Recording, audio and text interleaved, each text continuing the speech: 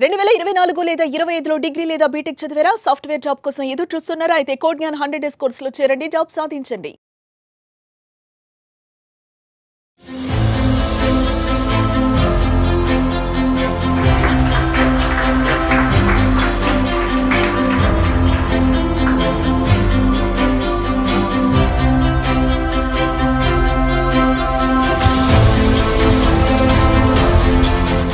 నేను రుచిత కాగ్నిజెంట్లో ప్లేస్ అయ్యాను.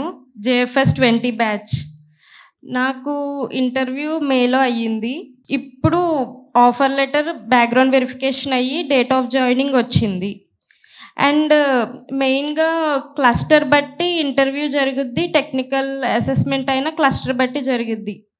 నాది పైథాన్ క్లస్టర్ వచ్చింది, క్లస్టర్ 2. దాన్ని బట్టి ఇంటర్వ్యూ అండ్ టెక్నికల్ అసెస్మెంట్ జరిగింది. పైథాన్ బేసిక్స్ అడిగారు. ఇంటర్వ్యూలో అయితే 2 కోడ్స్ రాయమన్నారు అండ్ పైథాన్ బేసిక్స్ అడిగారు. కోడ్ జ్ఞాన్ కోచింగ్కి వచ్చేసరికి మెయిన్గా జావా ఫుల్ స్టాక్ నాది.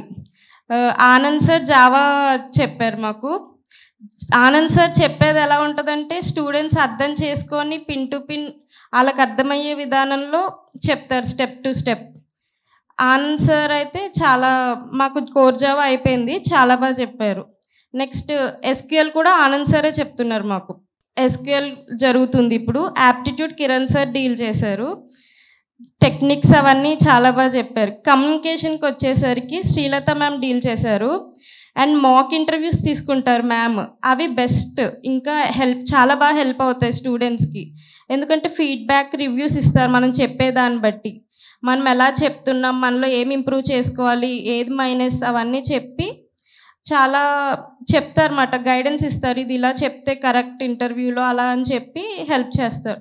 కిషోర్ సార్ అయితే మాస్టర్ క్లాసెస్ తీసుకున్నారు మాకు. ప్రతి ఇంటర్వ్యూ పాయింట్లో అన్నట్లో కోడ్ జ్ఞాన్ తరపున ప్రతి ఒక్క ఫ్యాకల్టీ హెల్ప్ చేశారు, సపోర్ట్ ఇచ్చారు. మనకి వీక్లీ ఏఐ మాక్ ఇంటర్వ్యూస్ ఉన్నాయి. సో అవి నీకు ఎలా యూజ్ అయ్యాయి? అంటే అందులో కమ్యూనికేషన్ వైజ్ ప్రతి దాని వైజ్ రేటింగ్ వస్తుంది కదా, 5 స్టార్ రేటింగ్ ఇస్తారు కదా. దాన్ని బట్టి హానెస్ట్ మనం చెప్పే ప్రాక్టికల్ నాలెడ్జ్ అవన్నీ ఇంప్రూవ్ చేసి దాన్ని బట్టి ఇస్తారు. అది అయితే మ్యాక్సిమం హెల్ప్ అయింది ఇంటర్వ్యూస్ అటెండ్ అవ్వడానికి. అంటే ఇప్పుడు ఇంకా డెవలప్ చేశారు మాక్ ఇంటర్వ్యూస్, దాన్ని కోడింగ్ రాయడం అవన్నీ ఆ పోర్టల్లో. దానివల్ల మనకి తెలుస్తుంది, బయట డైరెక్ట్గా అడిగితే ఎలా రాయొచ్చు అవన్నీ. అలా హెల్ప్ అయింది.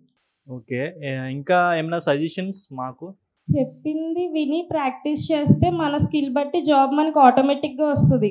కోడ్ జ్ఞానంలో డబ్బులు కట్టి కూర్చొని మనకి ఏమి చేయకుండా మనకి ఏం రావట్లేదంటే ఏది రాదు. ఈవెన్ కోడ్ జ్ఞానం కూడా ఏం చేయలేరు కదా, మనం ప్రాక్టీస్ చేయకుండా ఏం చేయకుండా మాకు జాబ్ ఇవ్వట్లేదు అంటే.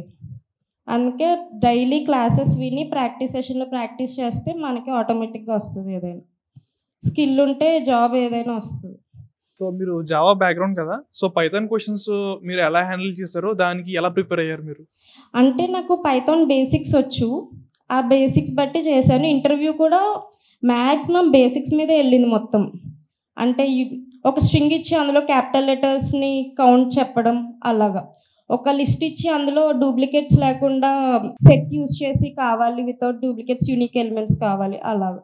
జస్ట్ మనకి జావాలో ఉంటాయి కదా, ఈజ్కి డబల్ ఈక్వల్ టుకి డిఫరెన్స్, అలా సేమ్ పైథాన్లో కూడా అవే క్వశ్చన్స్ అడిగారు. సో మీరు రెజ్యూమ్లో ఏమైనా లీడ్ కోడ్, హ్యాకర్ ర్యాంక్ అలాంటివి ప్లాట్ఫామ్స్ అని మెన్షన్ చేస్తారా? హ్యాకర్ ర్యాంక్ అయితే నాకు జావా ఎస్క్యూఎల్ సర్టిఫికేట్స్ ఉన్నాయి. పైథాన్ సిస్కో నుంచి సర్టిఫికేషన్ ఉంది. సో ఎట్లాంటి ప్రాబ్లమ్స్ మీరు ఎక్కువ బాగా ప్రాక్టీస్ చేశారు?